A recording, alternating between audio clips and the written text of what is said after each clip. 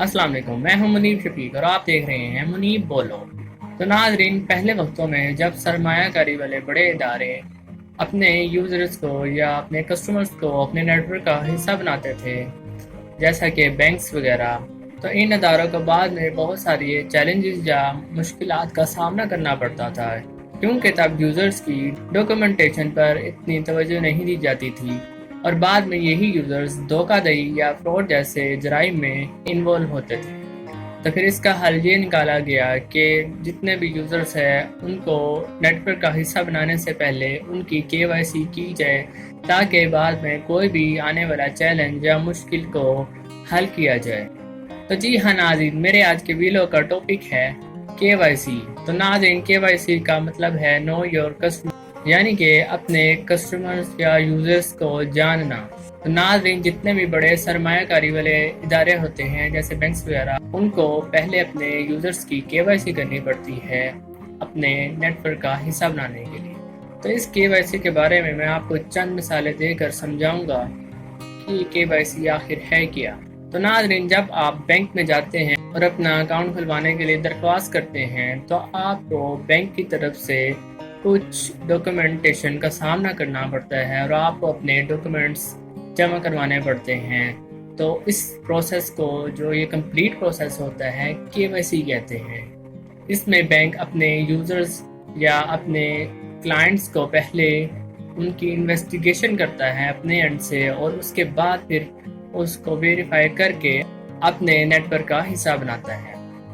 और इसकी अगली एक सिंपल सी मिसाल ये है कि जब भी आपने कोई अपने इदारे में या अपने कारोबार में किसी भी मुलाजम को हायर करना होता है, तो पहले आप उस मुलाजम का इंटरव्यू करते हैं और आप उसको जानने की कोशिश करते हैं कि उसका ट्रैक रिकॉर्ड या उसकी हिस्ट्री क्या है, उसकी क्वालिफिकेशन क्या है, और उसके बाद जाके फिर आप उसको मुलाजमत देते हैं।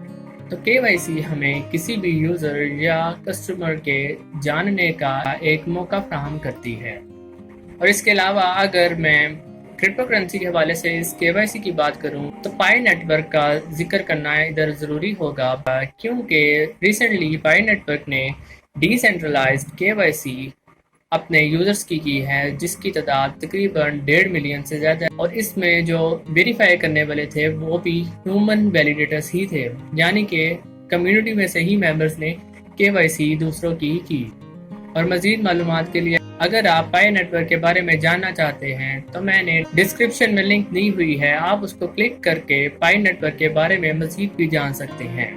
तो नाज़रीन, अब मैं आपके सामने कुछ ऐसे पॉइंट्स रखूंगा कि केवाईसी क्यों ज़रूरी है। तो नाज़रीन, सबसे पहला पॉइंट ये है कि हमें केवाईसी की ज़रूरत इस वजह से भी पड़ती है कि हमने अपने यूज़र्स को वेरीफाई करना होता है कि हमारा यूज़र्स आया ह्यूमन बीइंग है या बोट है। तो अगर वो बोट है तो हम उसे रिजेक्ट कर देंगे, अगर वो ह्यूमन होगा तो हम उसे वेरीफाई कर लेंगे।